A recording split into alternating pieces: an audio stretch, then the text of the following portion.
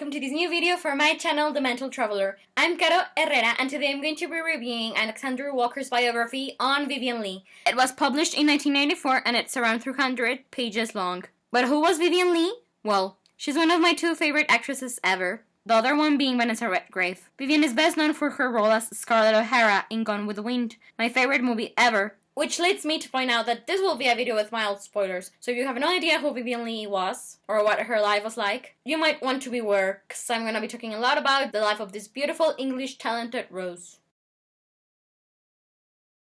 I've loved Vivien Leigh since I was a child and I first saw Gone with the Wind, and my admiration for her as a fellow woman has grown over the years. At first, she captivated me with her perfect performance of my favorite female character in literature and in movie history. But the more I learn about her professional and private life, my love for her has only multiplied, and I'm confident that it will never fade away. But why do I love her? Well, I am an Anglophile and a movie lover, so those factors come into consideration. But as I just pointed out, I actually just love Vivien Leigh because she was a fascinating woman. I admire her courage, I feel proud of her acting talent and of her beauty. I see her as a role model in many ways, and I feel for her a lot, and my heart goes out to her because she was just a human being whom I feel I can relate to. A flawed, troubled, intelligent, interesting, fragile, courageous woman whom I wish so much I could have met, but whose memory and legacy I instead deeply treasure. Anyways, I have already reviewed another biography about her, the one by Anne Edwards, and you can find a link to it in the description box below.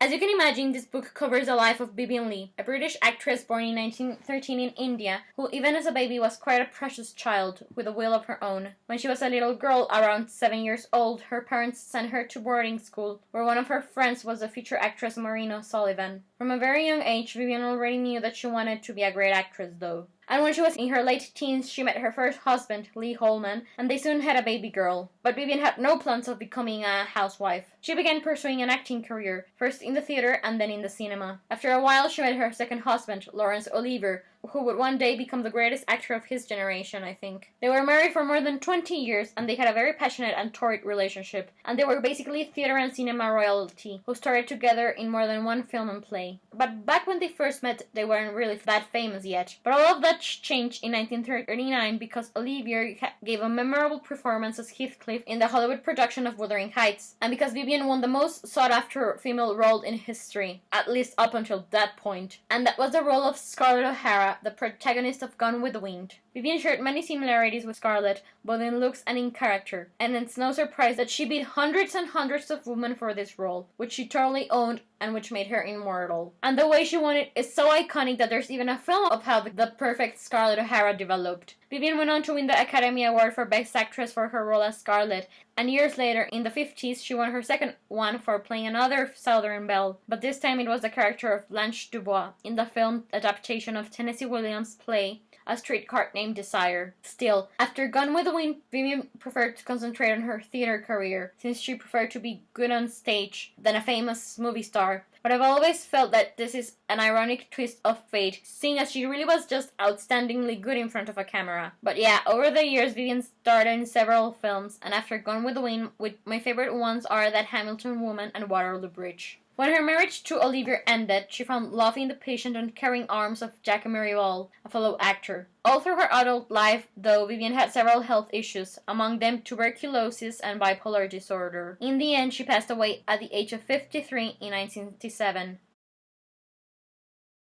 I give Walker's biography of Vivien Leigh a 5 out of 5 stars review, but I'm not 100% positive that the author actually empathized with her. Well, this might be a good thing in a biography because it gives a sort of objective perspective to the life that he's trying to communicate. There were just some bits of it that made me feel uncomfortable about the way I think the author saw her and the way he was portraying her. I just didn't get the feeling that she actually got her, who she was, that he understood her. I mean, Vivien was a human being, she was very complicated. But that's not an excuse for the author to make me feel like he was misjudging her because of her gender. Sure, I do bear in mind that this is an outdated biography, and it's actually quite pretty well researched for its time. But in the end, I prefer Anne Edwards' way of relating Vivien Leigh's life. I remember the most about that one is that it went into great detail to describe what Vivien went through whenever she was undergoing treatment for her bipolar disorder spells, as well as the fact that it made me understand the pillar of strength and comfort and support that Jack Maryball meant to her toward the last decade of her life, making me feel so much more for this lover, who is often overshadowed by Laurence Olivier. Sure, Olivier was Vivien Leigh's epic true love, I know, but I wasn't always on his team because he wasn't very nice to Vivien. I'm sure it wasn't just a one-way street. I'm sure she was also very difficult to live with, but my loyalties lie with her, not with Laurence. Still, this isn't a competition or something. So, anyways, some of the things that stood out to me the most about this biography were the fact that as Vivien got older, there were fewer options available for good roles for women, and that made me wish so much that she'd been alive today so she could have had more choices to make in her career. Also, it's so sad that there wasn't that much awareness as to how to deal with bipolar disorder back when Vivien was alive,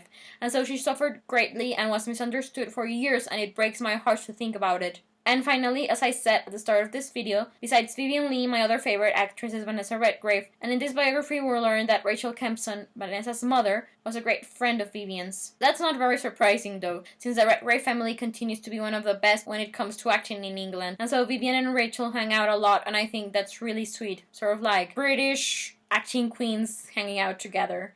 Anyways, for the moment I believe that this is all I have to say about this biography on Vivien Leigh. Thank you so much for watching it. Please let me know if you enjoyed it or not, as well as what are your own thoughts on Alexander Walker's book and on Vivien Leigh. In the description box below you can find the link to the Goodreads page for this biography, as well as a link to my review of Anne Edwards' take on Vivien Leigh's life. Anyways, I'm Caro Herrera, the Mental Traveler, and I hope you have a wonderful day wherever you're in the world. I'll be seeing you soon. Take care, and goodbye.